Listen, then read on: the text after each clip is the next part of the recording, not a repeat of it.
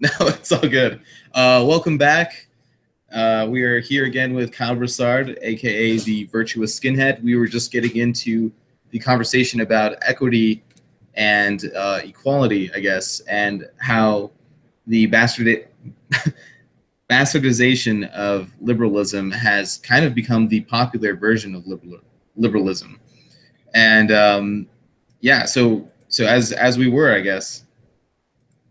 Yeah, the bastardization of liberalism. I mean, you and I could always we could go literally all day on the philosophy and the political philosophy behind all these. Like you and I have been engrossed in this forever now. But when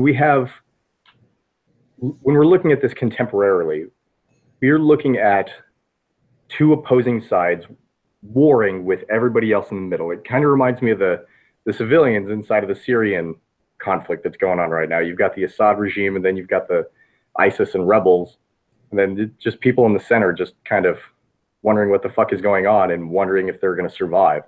And for us, it's just mainly we're looking at the white supremacists, the white nationalists, and then you have the anarchists and the Antifa media at their beck and call, and we're just wondering, is our civilization going to survive in the end?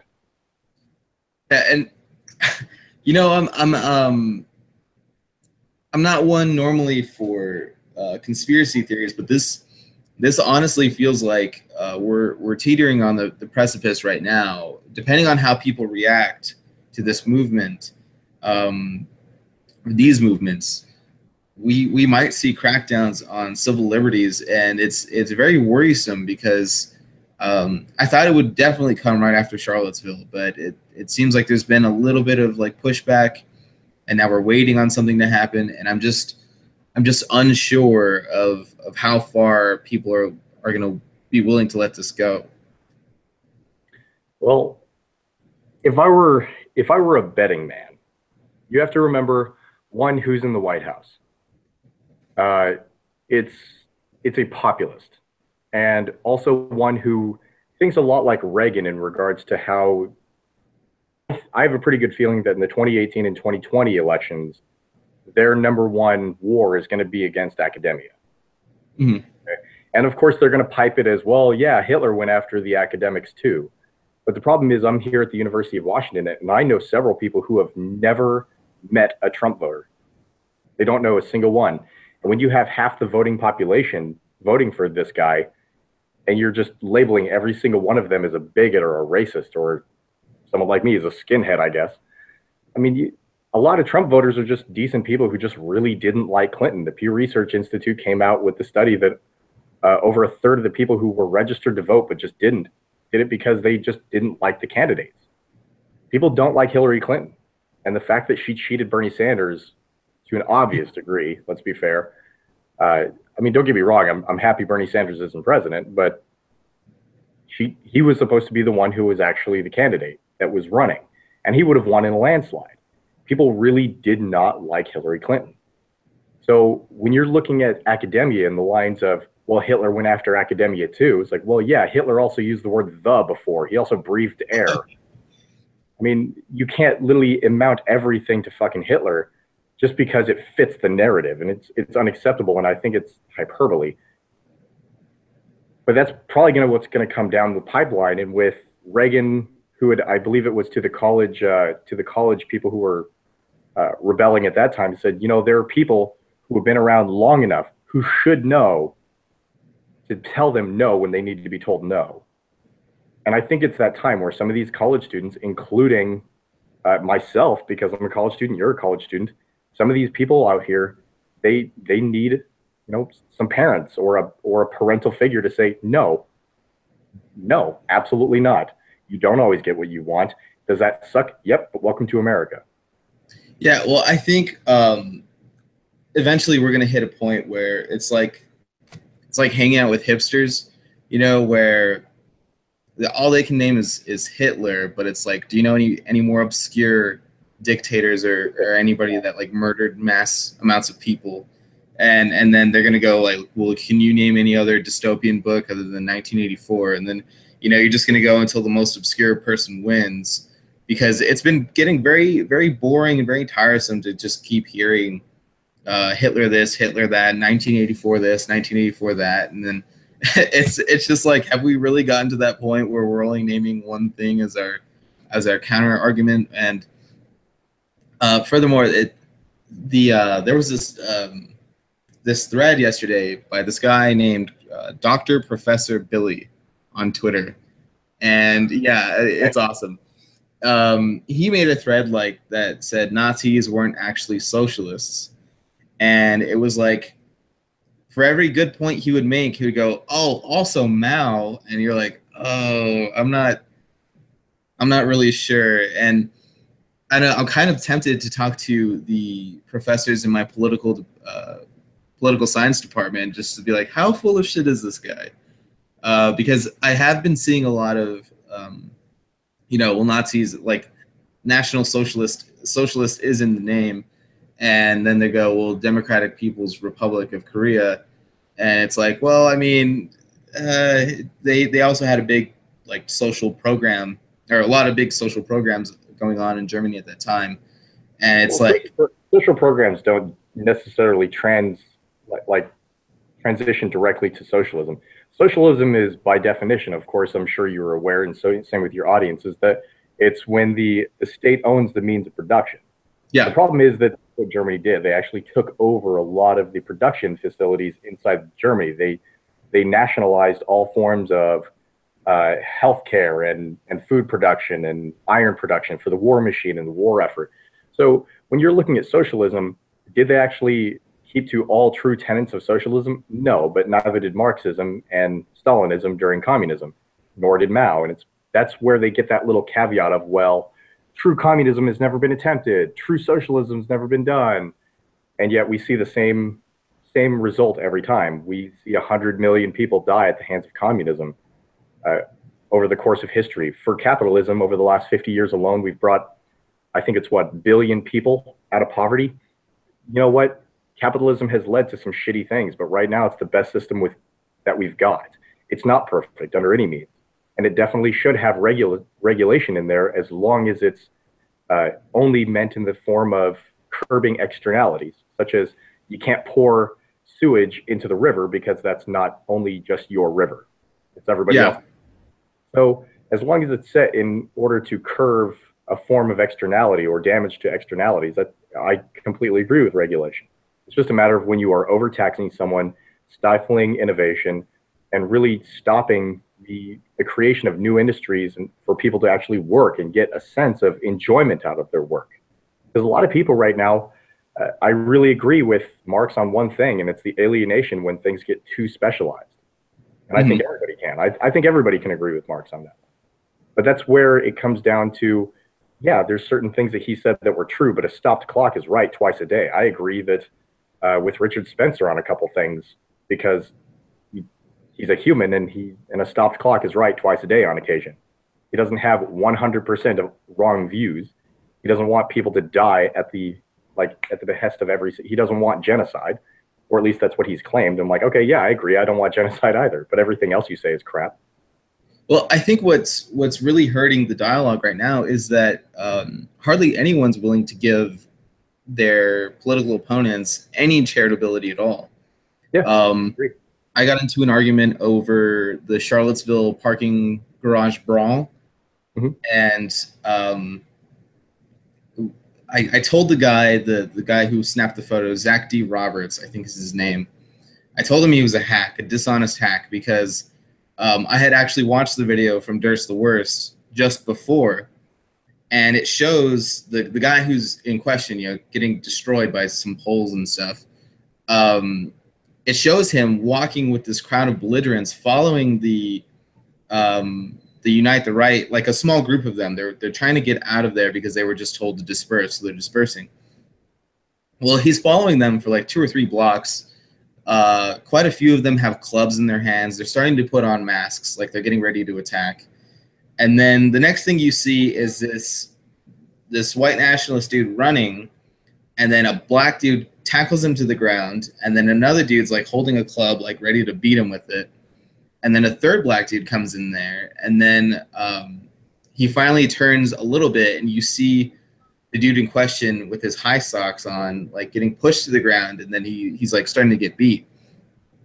And he didn't respond. So then there was a journalist or a writer at the Root, which is like a black. Yeah, I know. Yeah, well, and they're notoriously bullshit. What's up? By the way, they're notoriously bullshit. Yeah, well, she's like, well, I just did this interview, and like all the people were like, oh my god, my heart, like tears, and I'm donating to his PayPal or something. And he got like $150,000 for like a few stitches, and I told her, I asked her, I said, did you ask him about the part where he was running in there looking for a fight? And she was like, you're a vile little miscreant. Like, I wonder if your mother ever asked herself why she had you. And I'm just like, well, I mean, I just asked a question. And then some guy was like, well, you're a racist Latino for saying that. And I'm like, okay, well, I why? And he goes, well, you're defending Nazis. And I said, no, I'm not defending Nazis. I'm just saying this guy isn't a victim. and like, for 2 straight days, this guy was like, you're a Nazi sympathizer and all this shit. And I was like, what the fuck? Like, we can't all just admit that belligerents and agitators, yeah, dude, they're all in the wrong, but like, don't paint this guy as a victim. And like, even that's too much. Like, that's just too much for the narrative to take. And they just had to smear me the rest of the way. Oh yeah. There was a conversation I was just having with someone. I don't know who this person is, but I believe that this person identifies as Antifa. I'm not 100% sure, but that's how the argument was kind of played out. It was actually over Twitter. Feel free to follow me at Virtuous Skinhead, and you can actually read the whole thing, where every single thing I said was basically that I want peace. And they said, you don't want peace. You're just trying to defend neo-Nazis. And all you want to do is defend neo-Nazis. And every single time that they just said that you're not helping anybody, you're just defending neo-Nazis and racists and skinheads and blah, blah, blah. I just kept sending them pictures of me with Antifa, trying to create peace with one of them. And they're like, oh yeah, you're right. This is obviously what I'm doing right here. And it's like me on the front cover of the Blaze, like helping the guy from Antifa. It's like you're just wanting to spur on violence. And then it has me like on May Day trying to smoke with a guy from Antifa. And yeah. like you're right. That's what I'm doing right there. Just every single time. And I just keep posting pictures of me helping people and being good, and like posting a video of just me trying to cater to peace and try to like me bringing water to them. Like, man, I'm fucking awful.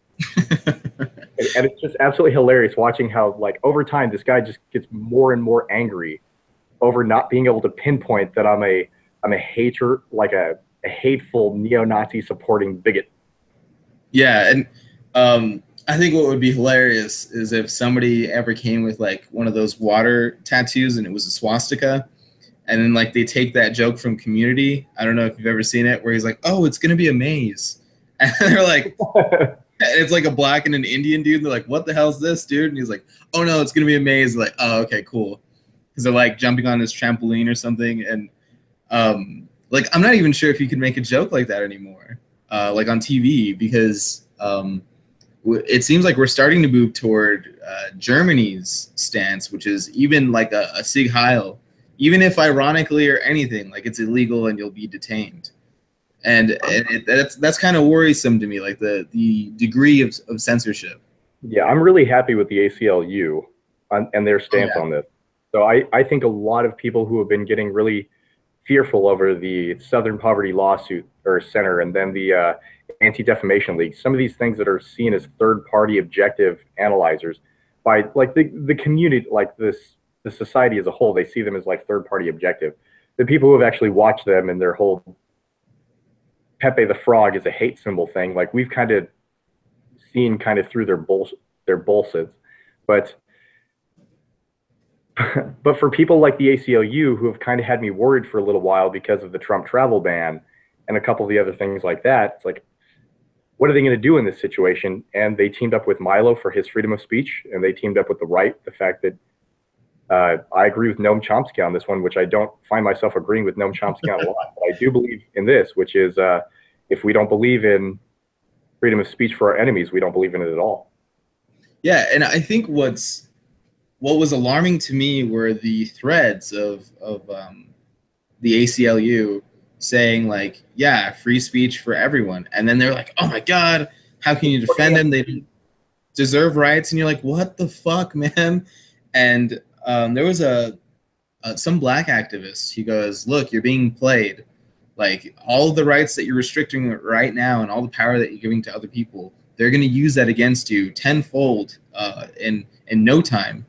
And then people were calling him like a slippery slope idiot and like all this stuff. And it's like I think when you have libertarians saying like, hey, maybe you're going a bit too far with your criticism of this guy, it's like maybe you should reevaluate this, because libertarians, for the most part, I've seen, they're kind of neutral. Some of them lean right, some of them lean left, but generally they're like, yeah, I don't really like either party. And they're like, yeah, I think he has a point here. And it's just worrisome that authoritarianism is becoming like the newest cool thing. And the people who are acting out as agents of this kind of chaos and violence, just, I mean, I don't know if you saw today what happened with Alex Jones, right? Yeah. So I'm not a huge fan of Alex Jones. I think he's entertaining as all hell, don't get me wrong. It's like, I don't like it when they put chemicals in the water that makes the frogs gay. Like, don't get me wrong. Like, there's nothing not entertaining about that. But the thing is that he's still a human being, and he still, deserves some form of human decency. When I saw him get, hot coffee poured on him here in Seattle, apparently he's here in Seattle, I sent out a tweet to him like, dude, if you want to come to the University of Washington, I'll buy you lunch. Not all Seattleites are violent. Mm. Like, and I'm dead serious. Like, I don't agree with Alex Jones on like the majority of everything he says. I think, I mean, when we're talking about intergalactic child rapists, what? No, that's a metaphor. You have to listen to the full hour and a half. I mean, like the way he's, don't get me wrong. It sounds like his voice is just a big thing of rocks and mixing cement, but he's entertaining, but he still deserves the right to speak. He deserves to be able to go about his business without the fear of being, hurt with hot coffee and being poured and assaulted on the city streets. And here in Seattle, I told you this following the Milo event, I was actually reported to Nazi Watch of Seattle. I've been pinpointed on the streets and followed and harassed and shoved and assaulted, so on and so forth. Like, it's been an interesting 7 months. But you should be able to walk down the street without this kind of fear, regardless of views. After this most recent rally here in Seattle that I spoke at, where I was speaking about peace, we ended up being hunted, and I mean that. But we were hunted in our own city, where Antifa were trying to track us down in a parking garage and try to find us. Police had to give us a formal escort, where I believe there was an explosive thrown at the police, and a couple people were arrested. They had taken clubs and 2x4s with nails in it from Antifa, who were going to be using it against us. When you are hunted in your own city for simply your political views, if you're going to use a metaphor of Nazis, I remember before they took power, last time I checked, the Nazis used to beat up people on the streets and hunt them down with their hateful racist ideology. So if you're going to compare someone to Nazis, one, I think it's nonsensical, because I don't think either party are really relatable to Nazis right now.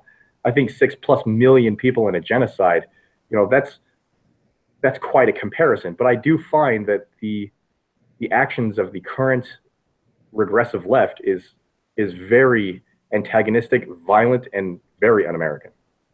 Yeah, and they have this very anti-American strain in them. I mean, they're always burning flags. Which, by the way, when it comes to the whole burning flags thing, more power to you. That's up to you. As long as you don't burn my flag that I bought. I mean, if you want to go buy your own flag and burn it, that's your property. You do you. On the other hand, don't burn other people's property. That's just the principle.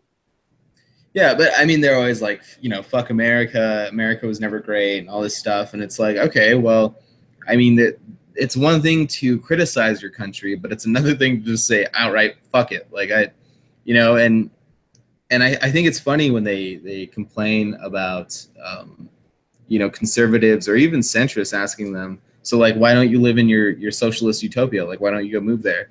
And then they go, oh, like he thought he got me, but he didn't. It's like, well, I mean, it's true. Like if you hate this country so much, why don't you live somewhere else? And that's not saying I'm going to deport you. That's saying like you have the choice to. Like if it's not great here, then why don't you go somewhere where, I mean, logically speaking, I would think it's better for you.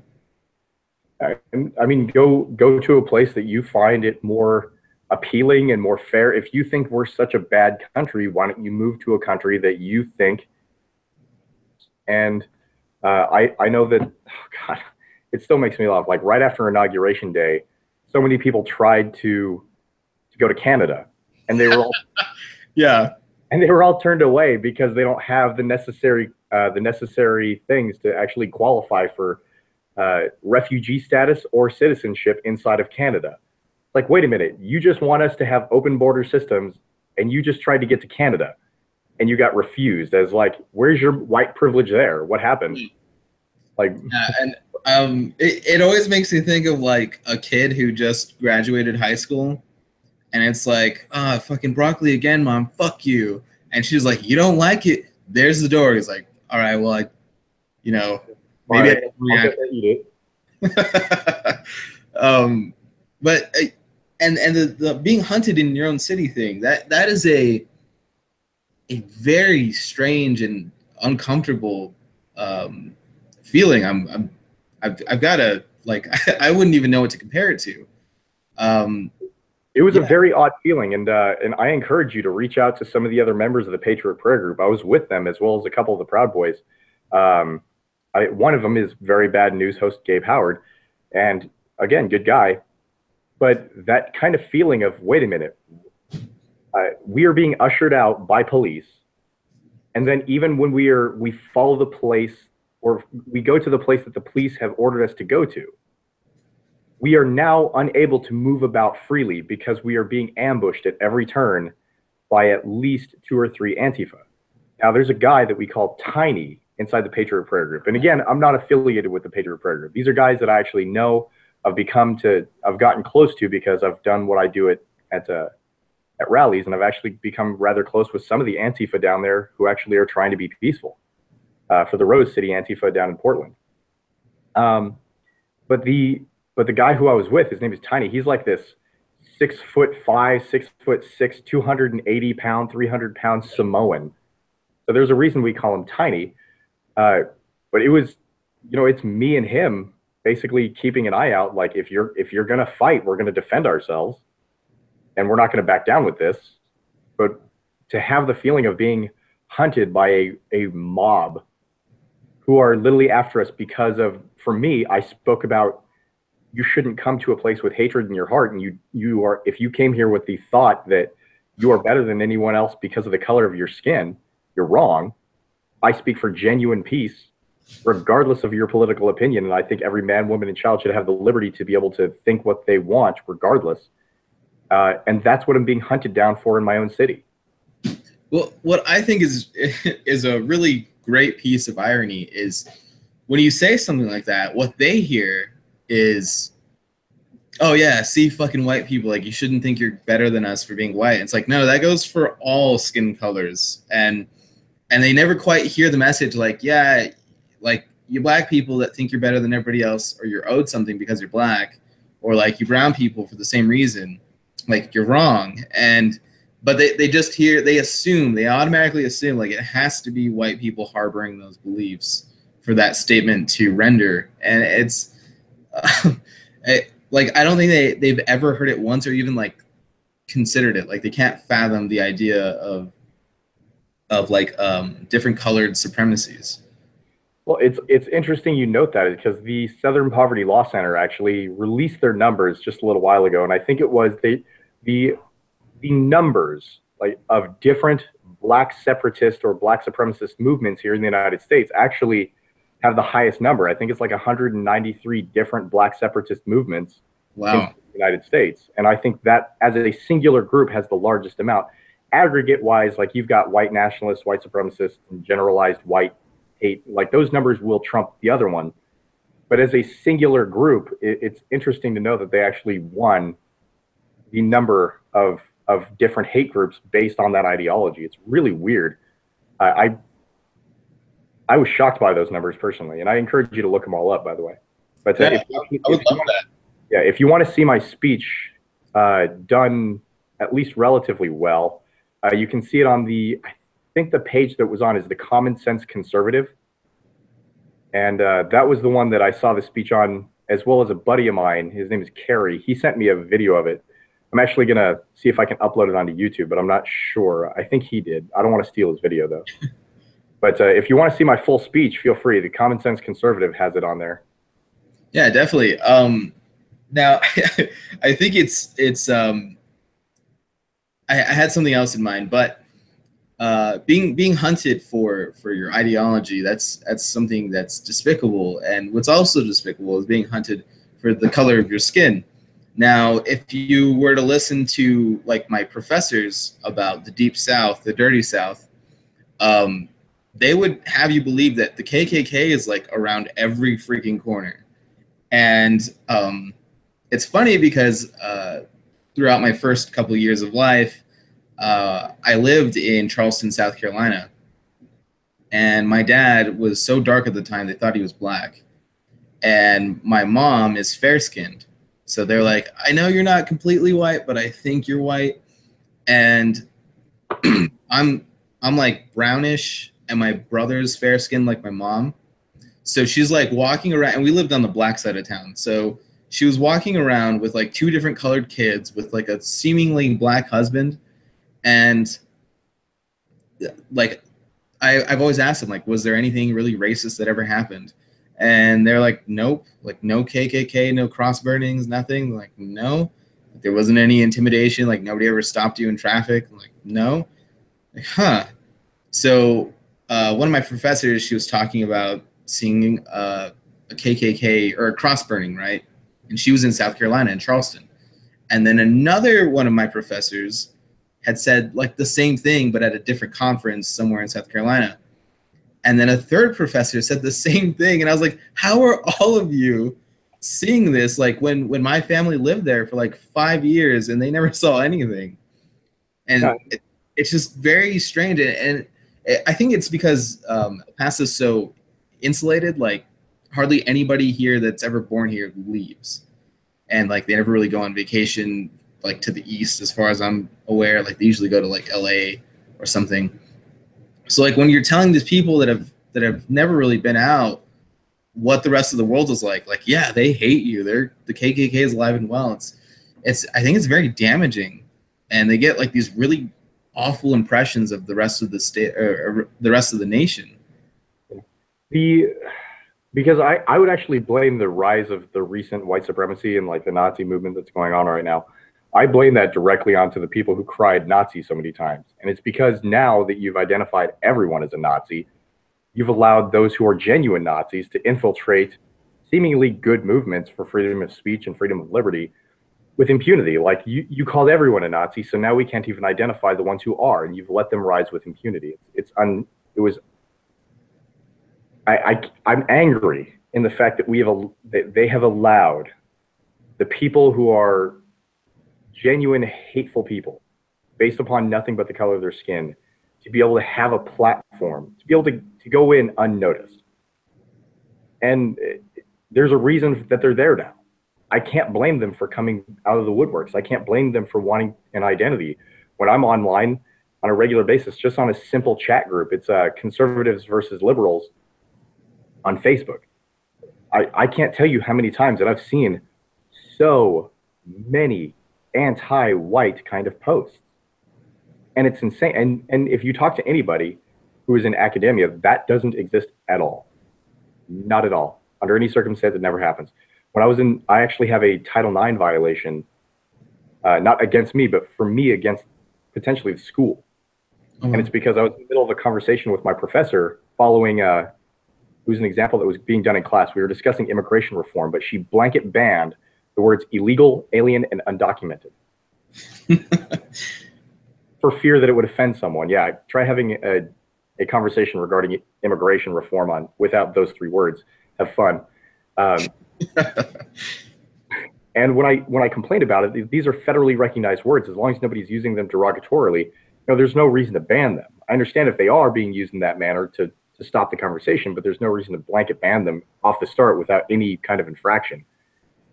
It got a little bit of a little bit of momentum because I had a professor who's like in the higher echelons, one of the old guard, who's like, yeah, I've had him as a student. We should actually listen to him.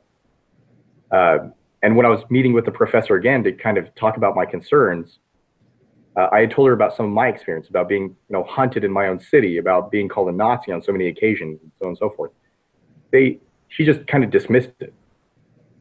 On the way out, I was talking to her about some of the logical kind of arguments that I've heard from the alt-right that I disagree with, but at least they're logical. And a secretary from the department ended up overhearing it, just like the very, very tail end, and ended up approaching me and just started screaming in my face that I'm a dirty, disgusting white straight male and a whole bunch of other shit like that.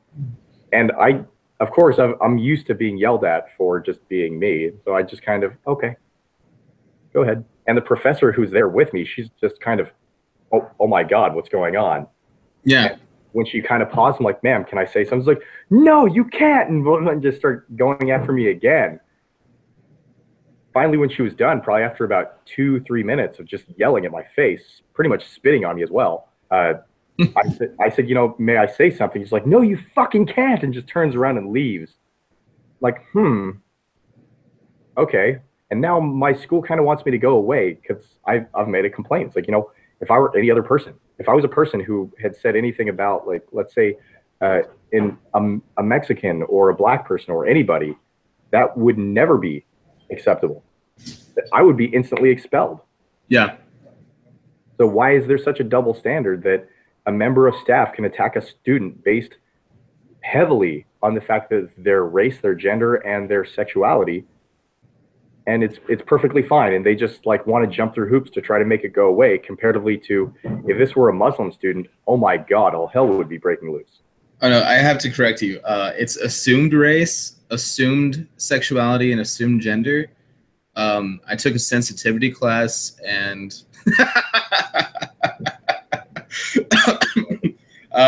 yeah, I'm sorry. I probably put you through like some bad memories. Well, the funny thing is that like at minimum, I'm going to demand that she has a formal written apology towards me, as well as I would like her to go through a diversity course. Make sure that would be hilarious, actually. Make sure that she doesn't, she knows full well that, insulting someone based upon their assumed race, See, that it feels better, doesn't it? No, it makes me want to gouge my ears out. But yeah, I want to make sure that this isn't acceptable, regardless of who you do it to, regardless of the skin color, if it's white or dark. Oh, and I bet that professor was like, I wonder how all of this happened. And yeah. It's like, yeah, your rhetoric, your lectures, all of that shit, it leads to extremists like this. And people that will just know nothing about you, nothing at all, and just do that. And so, like, there's this scholar, her name is Alejandra Gaitan Barrera, and she's like, I mean, I've only read 2 of her papers, and she's like extreme, just complete multiculturalism, which is cultural Marxism, and complete like equity politician, which is communism, I guess, in the political sector. And I mean, she's like, like, well, white people have to atone for this, and they have to atone for that, and all of their ideas are just oppressive to colored people and all this stuff. And it's just like, I mean, first of all, how did your paper make it through peer review? And secondly, how is it published in a journal of any sort? And if you look at any database for a university, any university database about scholarly journals and stuff, you will see that they're just flooded with this material of just like race baiting, equity, and communism, and like hardly any of it's substantiated. It's just like assumptions. Yeah, I would love to read those papers. I haven't read them personally. I would love to. Yeah, I can link. Yeah, feel free to send them to me. I would really be interested in them. I would be dangerous. I want to warn against speaking out against multiculturalism to an extent, simply because, one, I can understand when white people want a place of their own just the way the Japanese do. Okay? The Japanese have their own home with, like, I think it's 98% homogeneity. A lot of Latin American countries do the exact same thing. Even Africans in Zimbabwe has pushed in policies to get white people out of Zimbabwe for them to have an ethno-state themselves. The Jews as well in Israel. I can understand traditionally white states such as like Scandinavia or Europe, like European countries, Germany, France, England. I can understand those. But when you're looking at places like Canada and the United States, we were built to be like a melting pot. And I'm perfectly fine with not being, like, as a white guy, not being the majority. The worry that I have, and this is the one thing that I do see as a logical argument from one of my buddies in the alt-right, which is, why on earth would the people who are in majority rule right now, the white people, why would they ever want to give up control? When do you think that those who are in the minority status currently, do you think they would usher in the beneficial utopia to be the leadership we need to bring the United States together to be more harmonious and more, accessible for liberty and freedom for everybody that we can? Or do you think that they would simply repeat the injustices and the harm of the past? And I told them I don't really know. That's a really good question. The question they posed to me after that was, how do they treat us now? And that one is like, okay, that's at least a logical argument. I disagree with the premise because I don't think they give enough credit to those who are peaceful in the minority spectrum. But it's at least a logical argument that I hate to admit. I genuinely do. I hate to admit that this is a logical argument that will inevitably lead to a lot of people joining that kind of a movement for just simply saving themselves, especially if we see what's going on in academia, the mainstream media, and a whole bunch of other things. Yeah, and I think really it's just two real enemies of peace right now, and the first one is, of course, the media, because there's the spin they put on certain things is like, holy crap, and the way they just passive language for people they do like, and then active language for people they don't like to make them look more like perpetrators than they already are or something, and then passive so they look a little bit more charitable and innocent. And then academia, which gives people that are given to extremism these ideas, and I guess the sophistry and the vernacular that they're going to need to pass it off as intellectual. Because I've argued with academics. I mean, that's basically what I do. Yeah. And I read their papers, and I just I'll spend 2 or 3 days just reading, taking notes, and then just critique the living shit out of it. And then I come back at them like, this is retarded, this is retarded, this is retarded. But maybe not in such crude language. And I would love for one of your professors to actually read or watch this. I was like, oh, you think my paper is retarded, huh? Oh, really? Good. Oh, I'm sure. I've had previous professors at some point read through something I've done, or listen to something I've said, and so I argue with them, and they get pushed into this logical corner that they can't get themselves out of, and it's because they've gotten away with this for so long because the people that do disagree with them, they're either too afraid or too passive to say anything. And then they have me who will get in their face and say something. And then they're like, well, I've never really had to defend that, because every paper that I've ever written where I'm critical of Black Lives Matter or the Black Bloc or communism or socialism, I've had to have references and references and references and references and article upon article to defend my point. But I've also seen my peers where if they're in defense of Black Lives Matter, I mean, they don't need anything. They don't need any shred of evidence to support their views. It's just, well, I mean, I agree, and that's what worries me is I'm not sure if the pushback in academia is coming soon enough, because they've already just saturated the market with sophistry. Yeah, I would say the rise of people, the popularity of someone like Jordan Peterson, as well as the ousting of Brett Weinstein. Mm-hmm. Okay, so over here at Evergreen State College, I'm sure you were aware of what had happened. But in regard to what you had kind of said, for your references, you're looking at a very, very, I hate to use this term because it's kind of attributed to Milo now, but a very dangerous right. And it's because there's, for anybody who's willing to listen, hands over feet, we always win. We always win. And it's not because the right has any better arguments, because a lot of the right can't argue to save their life. Let's be fair. Right? I've listened to some of these guys talk, and a lot of them are very simplistic and like, well, you guys are SJWs, they just kind of sound dumb when they're talking. On the other hand, you're seeing people like yourself and me and Jordan Peterson and Steven Crowder, Ben Shapiro and Dave Rubin, the people who the left behind, to quote Dave Rubin. We're the ones that traditionally are classically liberal, as well as conservative in mind when it comes to fiscal policy. Our mentality is incredibly dangerous, and that's why the people like you and I are one of the first that are targeted. It's easy to target a neo-Nazi because that's low-hanging fruit. That's low-hanging fruit for them.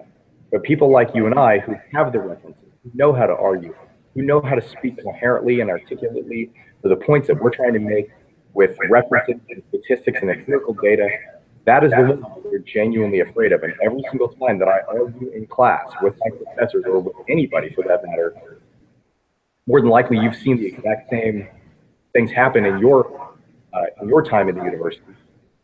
They have to start discrediting you as a human being. It goes straight to ad hominem attacks. It starts going in that you're a racist, that you're a bigot, that you're something to discredit you as a human being. And that's the only way they can actually argue, and it's because they've been given so much this leniency in how to argue, because they don't know how. They have failed to learn how to argue, and now their points are so weak. A child with a basic idea of the Socratic method could just wipe the floor with them. Yeah. And so I'm sure you've seen it yourself, including with professors. There's sometimes where I've seen professors who can't back themselves up to save their life. They've just been given the entire world, and they've been issued this kind of more like this nonsensical moral high ground that is undeserved, and there's no one to fight them, because the second there's people who are disagreeing with them are so scared to speak out because they fear being labeled a Nazi or being expelled or being anything. The rate of which they've put such a looming threat of losing your livelihood or being expelled or losing your future over the people who simply disagree. For people like you and I who are able to do this, who are not fearful, who are stubborn enough to actually stand our ground, we are the ones who are going to be the ones that they go after first. And I want you to be aware of that. Oh, yeah. No, I mean, what was it? The guy that was calling me a Nazi sympathizer, he was like, saying, well, I'm sure UTEP won't have a problem with this, right? And I'm like, well, I mean, if you want to tell them, dude, they already know who I am, so go for it. And like after that, he just didn't message me back. So I was like, did he block me or what? So I checked, and I was like, nah, he just gave up, I guess. Which I love. I love getting blocked almost as much as I love getting ignored. After I'm like, well, if you want to try to intimidate me, like, go for it. Like I'm not really scared. Now the whole argumentation thing, I've been working on a little something. I think I'm going to do it in video format because shit's going down this road that this guy fought back in the 17th century. John Milton. He wrote this thing. It was an advocation for the liberty of publication, which is titled Areopagitica. And so at that time, they had like councils and stuff that were basically run by the church. And it was like, what is acceptable? What is an acceptable thought? And if you had too many unacceptable statements in like your book, not only would it not get published, but you would get incarcerated. And so I think we're heading down that same road. And the big problem is that a lot of the people that argue, like, for free speech and free thought and freedom of association and all that, they see it as axiomatic, which it's only axiomatic if you agree. And I forgot who wrote it. I think it was a Roman, where he said axioms are actually just assumptions.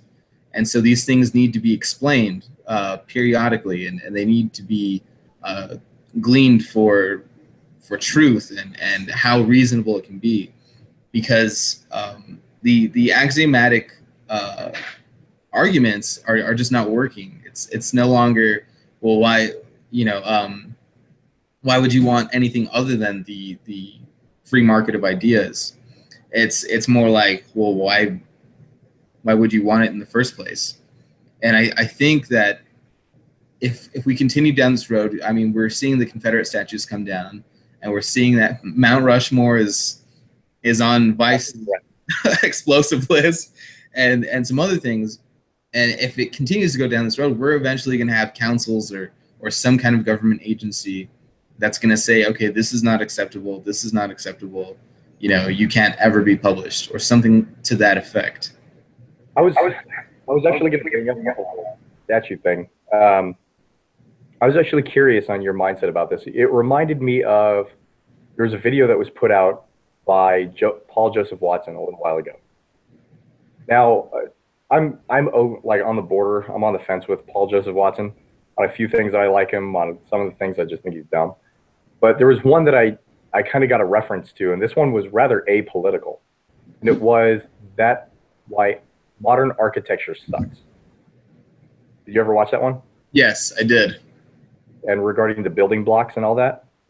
Yeah. And I think that's what they're trying to do. Because if you go to Washington, D.C., I lived there for 2.5 years, the amount of statues and the beauty of some of the architecture there is phenomenal. I mean, it brings you back to the Roman architecture roots and a whole bunch of things like that.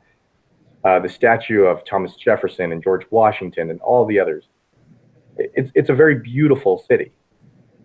And what I see with these Confederate statues, I would like to hear your perspective, but personally, when it comes to the Confederate statues, is one, I don't like the logical fallacy that they use when they're talking about, you shouldn't have statues of the losers. Mm-hmm. Like, well, then why do we have statues of Native Americans? Yeah. Wait a minute. So that's a logical fallacy. And then it's like, well, their land was stolen. Well, technically, so is the South's, because they tried to secede. They had their own land, and then Lincoln violated the Constitution to invade them. So, I mean, that is historical. That's historical fact. If you want to go look that up, feel free. But mine is a matter of, I would actually like to preserve the Confederacy. One, I've never lived in the South. I don't know if Washington, D.C. is considered the South, but I've never really lived in the South to the point where I appreciate the Confederacy or I give a shit about the Confederacy. I honestly don't. But it's more of a matter if it's based upon the idea of racism. Should we not have something that is open to make sure that we are reminded of the historical mistakes we've made? So that way they're on open display, so we don't repeat the mistakes of the past. Shouldn't that not be a motivation for us? So are you talking about moving them to museums or keeping the monuments as they are where they are? I mean, either way, personally, if they're in a museum, fine. But the majority of these are not going to be put into a museum; they're just going to be destroyed. But if either way, as long as they're preserved in a fashion where we can actually see them as a historical mistake, that owning slavery was unacceptable. But if we're going to use them as a reminder, I think that's the best context that we can. And even if we're going to do it as a tribute to the Native Americans for like Mount Rushmore, it's like, hey, this should be standing as a monument, not only to the great leaders of our history, but also to the fact that we used to have a mentality of just taking over sacred land and destroying it to just make it our own. And that argument is able to be had, I don't mind. Like I'm really torn on the fence on that one. Go ahead. Oh no. So I mean, I've always been of the thinking that Lincoln was a tyrant. I just and like I get the strangest looks in class because it's like how could anybody defend slavery? It's like, no, That's not what he did. yeah, The Emancipation Proclamation, which didn't end slavery, it stopped you from buying more slaves. yeah, But now that all that did was lead to a whole bunch of incest and forced sex and rape to be able to produce more slaves from the people you already owned. So that didn't really lead to anything good. And then on top of which, you trampled on the Constitution to be able to invade the South, seat at the time. Is Lincoln anything better than any other president? No, not really. I consider him on the same level as Andrew Jackson. yeah. And see, what always like makes me get the double take is when I say, there was no legal precedent at the time for a secession.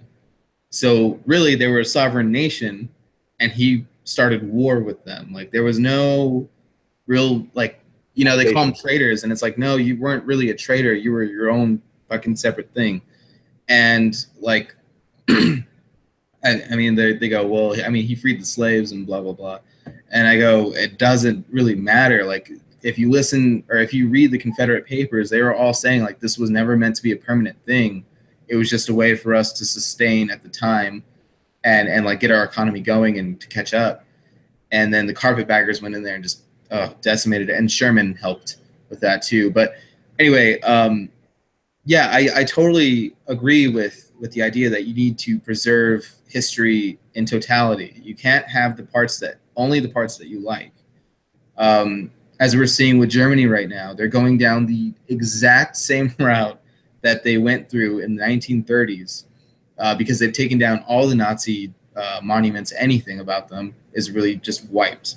And it's like, well, how did they come to power? How did they use their power? And it's like, well, they made it all centralized, and they made everybody, Sieg Heil and follow the way of the Fuhrer. You're doing that again, like you're arresting people for having dissident Facebook posts. You're arresting them for having what do they call it, like Islamophobic paraphernalia and stuff like that. And yeah, and it's like you're doing the same thing just under a different guise. Like if you still had those Nazi monuments around to like remind you, oh shit, like this fucking happened in my country, like this is possible and it's happening again. Like here are the warning signs. We could avoid it, but I think their argument is, well, it's too painful. We need to move on. It's like, yeah, we have moved on. It's not that the Confederate or that Southerners are going, yeah, that's Lee right there. I can love that guy. It's just that's more of a commemoration to the conscripted Confederate soldiers that all perished. And so when they try to erase history like that, I think it's very dangerous because you're able to wipe the memory of the collective memory of your people and then go, okay, well, I want to do this thing under this guy. So it's like you're approaching the same path just from a different angle. And that's what is really upsetting to me, is that they don't see that. I don't agree with the idea of whitewashing history. I don't think it's positive.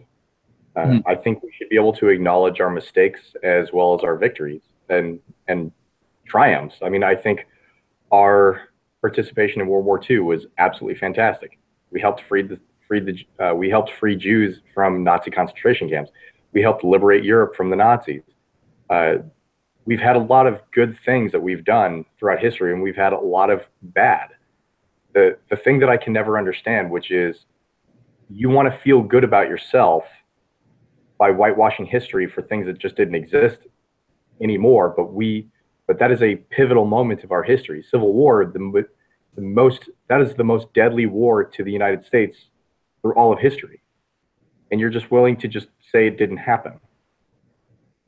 And a lot of people, you can still see people in the South. There are black people who carry the Confederate flag or the battle colors of the Confederacy because they have pride in the South. Because there's something where it's not a matter of what's represented. It's what it's become.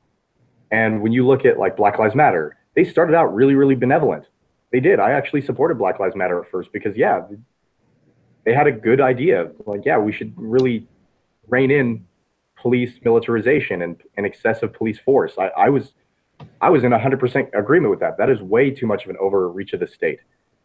As a libertarian, yeah, kind of what I talk about.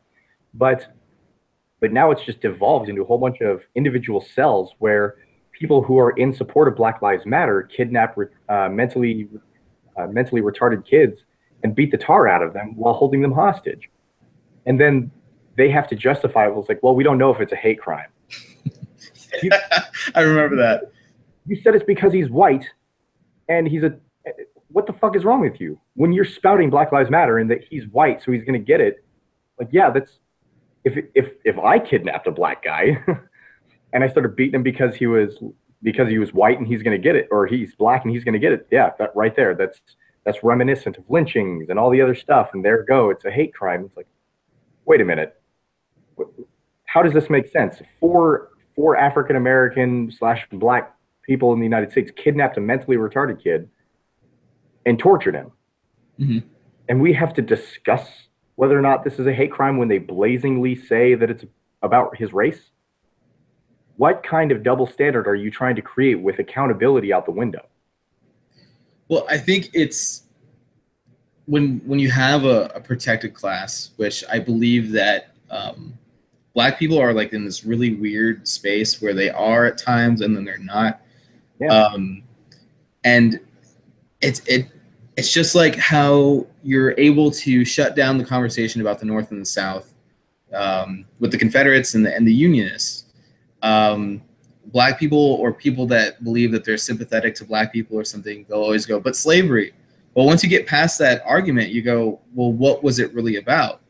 You know, the Northerners, which were mostly, I want to say Republicans, they were just ramrodding Southern Democrats on everything. So it was like, well, we need this legislation. And they're like, well, that's going to hurt us really bad. And they're like, we don't give a fuck. We have the majority. So then they would just go through with it. And then they have another piece of legislation. And the South just couldn't stop it. And they were like, you know what? Fuck this. Enough is enough. We're leaving. Like, we don't really have a say in this country anyway. So, like, why would we remain a participant in it? And so then when you get into that argument, they go, but I mean, you don't think the government has a right to say blah, blah, blah, blah, blah. Well, no, that's why I generally lean toward libertarianism. I think that the guy that lives 10 miles away from me is probably better to govern my area than the guy that lives 1,000 miles away. And it was small government versus big government. And of course, the bigger government won that time. And we can't have those conversations because you have liberals, a lot of them, who just believe that black people have always been victims in this country and they like can do no wrong. And so the conversation stops at, oh, well, you hate black people then if you're siding with the Confederates. And it's like, well, no, I'm saying this is their rationale. And then the same with it goes back to the kidnapping, the Chicago kidnapping. It's like, well, no, these guys should be tried for a hate crime. They're awful people. And they're like, well, I mean, don't you think they have a right to be angry? And it's like, well, are you kidding me? Like, it's and that is an actual argument I had in college. But it's just like, you can't be serious right now. But no, they've gone so far down the rabbit hole of wanting to protect these people for perceived slights by this country that they just can't actually see the logical conclusion of their rationales, and it's frightening. Well, I don't know enough. Personally, I don't believe I have enough historical context on like the Civil War era, except for like some of the blatant knowledge about like Lincoln and stuff like that I've researched. But when you're looking at someone where I think overtly the United States, when it comes to African American and black people here in the United States, it comes down to one issue, and it comes to the infantilization of the entire culture. And it's that they can't take care of themselves. And so you make them reliant on the government to be able to provide for them. You see, I think it was since 1964, since the Civil Rights Act, the single motherhood rate has jumped from 20% to 72%. And well, of course, the entire culture is going to start to become violent. They don't have any fathers in the home, whether it be through mass incarceration, the drug wars, or just single motherhood. Where are the fathers?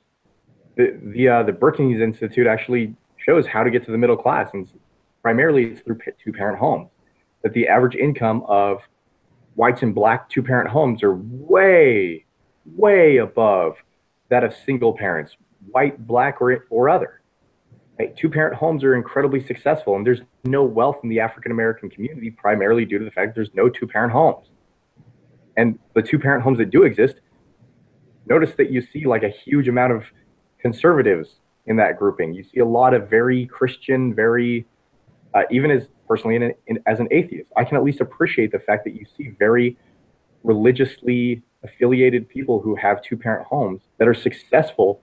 And whether that be a lesbian couple or a homosexual couple with kids, like, I don't personally care. That's just me as a libertarian who's an atheist. I'm not a Republican, so I don't really ever care about that kind of stuff. But if it's a two-parent home, it's generally more successful. And when you have such a high percentage of single motherhood rates, there's no way for them to actually gain wealth. There's no way to get them out of this cycle of poverty. There's no way to get them out of this almost inevitability of crime. And this infantilization of them that you can't do it without the government. And I think that's only setting them deeper in the trench. And I feel do you ever listen to Thomas Sowell? I do. Actually, if I could, I would vote for him for president. I wish he would run. Yeah, I think he's one of those guys that's like too smart to run. He's like, nah, I'm staying out of this. But yeah, he talks a lot about that, where he goes, well, actually, two-parent households that are black out-earn white two-parent households. And this is like in a talk he gave like in the 80s, or an interview he did. And it was like, oh shit, I had no idea. And it's like, why don't they ever talk about that?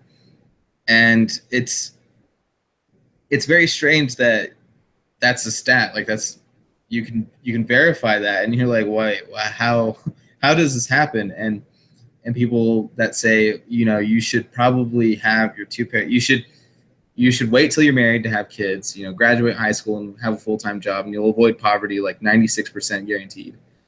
Yeah. And then people go, well, that's racist or something, like, because they have this ideal already in their mind, and it's colored, and they go, well, that's racist to say that. And they're like, well, why? Well, because that's not reality. It's mostly single parent households. And it's like, well, why is that?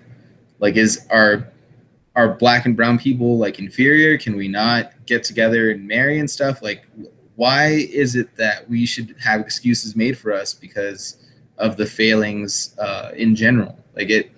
And the white statistics have also been declining as of like 1980 something, and like their two-parent households have also been going down. And it's like, why is this happening? We should stop playing race baiting games and look at the actual problem and try to solve it. And unfortunately, there's too much division where any white person who tries to come in and actually implement good policy forget it is instantly shouted down. It's like, you don't know what we need, and so on and so forth. It's like the people who are respectable in the black community, not just the people who are average everyday citizens, they're the ones who actually say, this is what we need. We don't need money, we need support, and not just from the government. We need a lot. I think it was Trey Gowdy, when he was in Congress, actually talking to one of the Black Lives Matter defenders or something along those lines, and this woman had put like this kind of intent. She placed intent on a person for racist ideologies. And Trey Gowdy had combated her with, do you know the number one reason why black people in my district suffered so much for crime, and why they didn't really receive justice when they were hurt? And they said, well, in my district, it's because they had a really hard time finding black people who would be willing to cooperate with the police. And he said, exactly.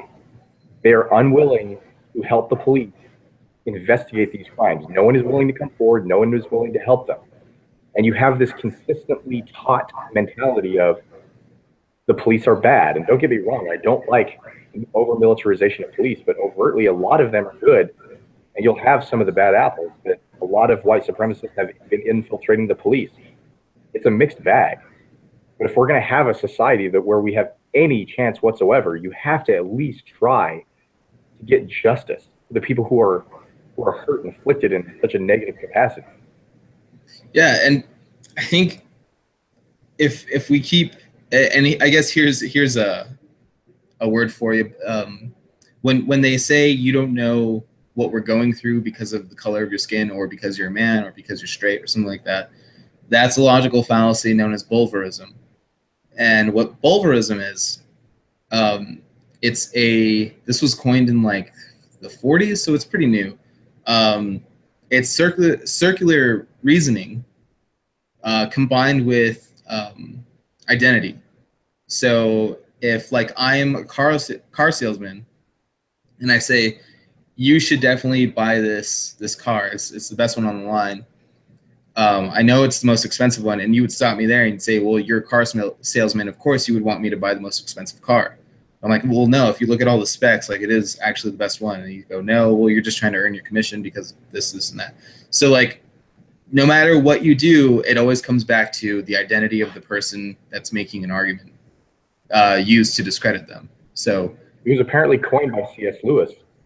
Oh, you looked it up? Holy shit. I literally just looked it up.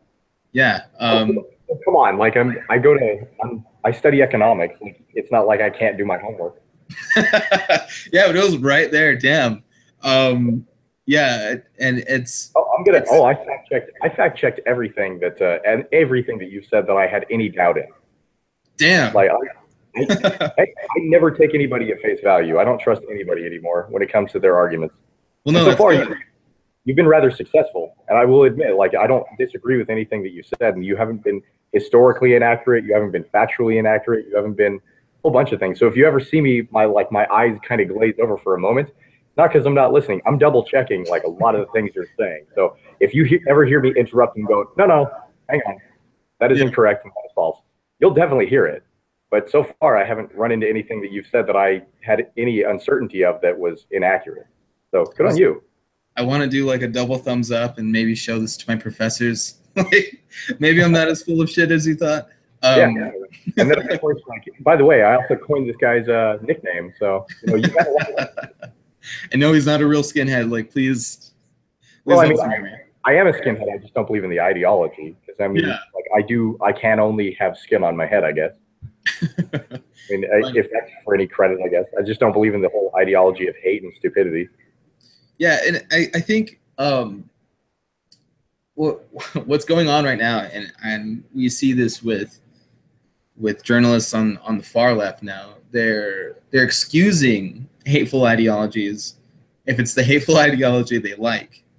You know, violence is terrible, and it's like, but Antifa, I mean, they're fighting the hateful people. It's like, no, I thought all violence was bad. What? And that AJ Plus one?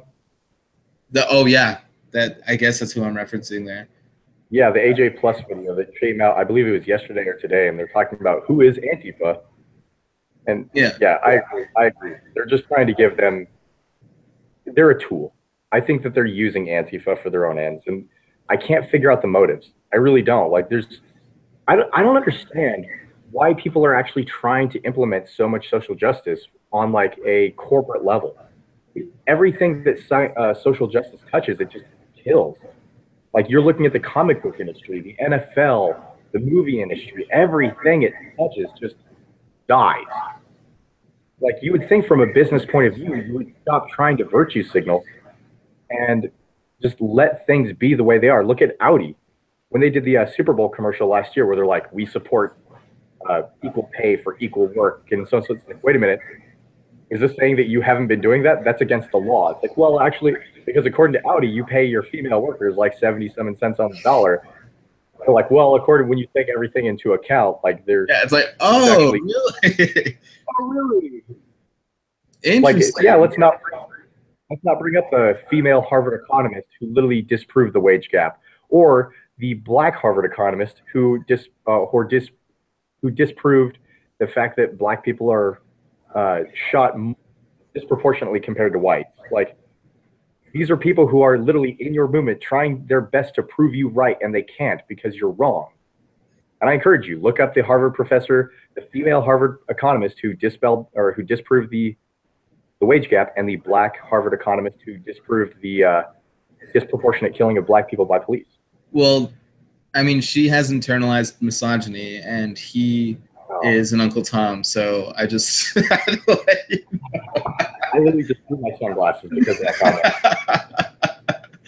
comment. Yeah, I get a lot of comments on YouTube or on Twitter, and I honestly love trolls. Like whenever some dude is just really angry at the world and he's like directing it at me, I'm like, I'm laughing the whole time that I'm replying to you. I hope you know. But this guy was like, "You're a self-hating Latino," and all this. I was like, "Self-hating? What the fuck? Like how? Like how did you come to that conclusion?" And I guess they always believe that if you're Latino, like you have to think a certain way. If you're a girl, like you have to think a certain way. If you're gay, you have to think a certain way. And it's kind of insulting. It's like, wow, you don't think that I can come to my own logical conclusions without you holding my hand, across the street. Like it's paternalistic, and it's just dishonest. I ended up helping red pill a young lady here at the college, and it was incredibly entertaining after the fact, because all I did was provide an outlet for her to go, it's okay not to think these things. And once I gave her this kind of area that allowed her to think rationally, I didn't even really support a lot of anything. All I did was just give her a place that was free from judgment. Like, where does your brain naturally conclude when you're thinking about this logically? And she goes, "This is pure bullshit." And ever since then, she has been rampant on the whole red pill thing. Holy shit, I've never seen someone who had more tenacity about red pilling people. Like, I thought I was bad. She tracks down people who are like, "Oh, okay, come here." I'm like, that's awesome. And like, I really like her. She's a really cool girl. And I said, like, you don't have to do that. And she's like, "What? They're not going to do anything against me. I'm a woman." Fuck, she's right. She's right. Yeah, I remember we were having some fundraising thing. We were selling votes out for Harambe shirts. Back when Harambe was in vogue, okay, just letting everybody know, we weren't out of style normies. We were selling these shirts on campus, and we have our college Republican banner out on the table, and this group comes by, and like some of them are like, "Oh, those are funny shirts. You guys are Republican. I'm not gonna buy the shirts." Like, "Oh yeah, whatever, man. It's cool." And so then this one group comes by, and it's like two chicks and some dude, and the dude was like pretty apolitical. He was just trying to stay out of it. But one girl was like, "So are all of you guys privileged?" And she just points at us because there's two chicks with us. But like when she points, she goes like that, and then they're on either flank, like on the very outside. And it's like, "Well, why don't you ask them?" And she was like, "Well, I don't. I'm assuming they're like with you guys, like your boyfriend or your girlfriends or something." They can make. It's like, yeah, like that's kind of insulting. Like the only reason they could be Republican is if like their boyfriend's Republican. Like that's fucked up. Yeah, that's rather stupid. Yeah, but I mean feminism. So like. Hashtag feminism. Although I did buy Milo Yiannopoulos' book literally just to read on campus. Yeah. Oh yeah. It's like your favorite prop. Oh yeah. I actually carry it around. I've got it in my book bag. I can literally grab it. Like, give me 10 seconds. All right. Yeah. No, I want to see this. It's actually really funny because like I literally just do it when like do I agree with everything Milo says? Not even close. I think a lot of his arguments are incredibly shallow. On the other hand, oh never mind, it's in my locker. I lied. My apologies, it's in my locker. By the way, speaking of books here in a second, I don't want to deviate too much, but I will literally pull it out if people are just pissing me off because they're calling me a sexist or racist or something like that. Because like I'll just use it as a prop. Like I don't even like the book because you can tell that it was ghost written because you can hear his voice in it. Yeah. Like it's exactly how he talks. It was literally just like recorded and then just transcribed. It was ridiculous.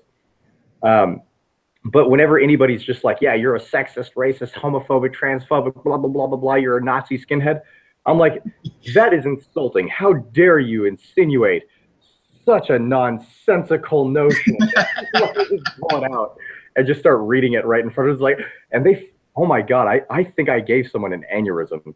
It was it was hilarious. And the actual book that I just finished that I was reading most recently, you and I were talking about the Naked Ape recently, right? Yeah. Yeah. So I'm actually going to see if I can mail this to him so he can sign it for me.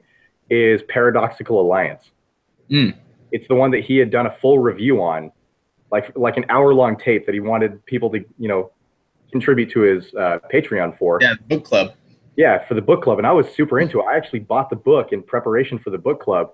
And then he's like, the very next video is like, well, since you fuckers didn't give me enough of your money, it's my own goddamn job. I was like, man, I bought this. I was actually going to send him like $50 to send to him. I was like, hey, can you sign this? I'll give you $50 to sign it and send it back to me.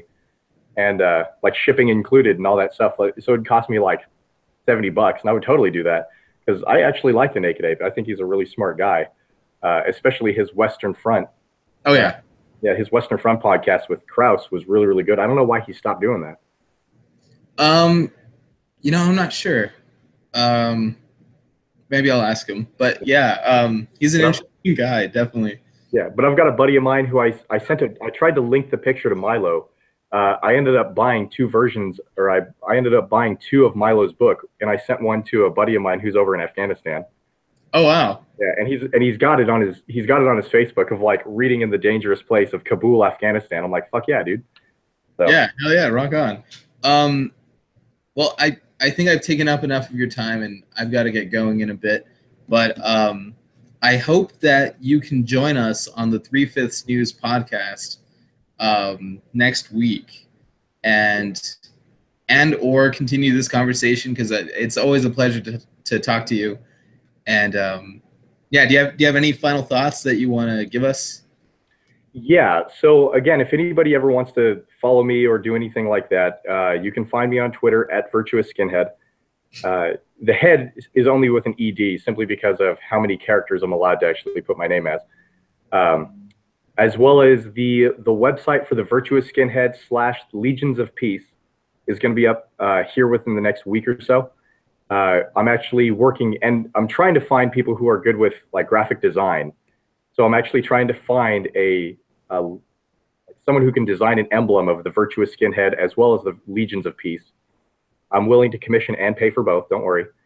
So I'm not just one of those like, well, you get recognition and I can show your work. No. Fuck you. Yeah. I actually pay for all the art that I ever get. As well as I'm going to be trying to make stickers and things like that to actually try to promote, civil discourse and making, peace popular again. If I were to make like a MAGA hat, it would be more along the lines like, let's make politics boring again, please.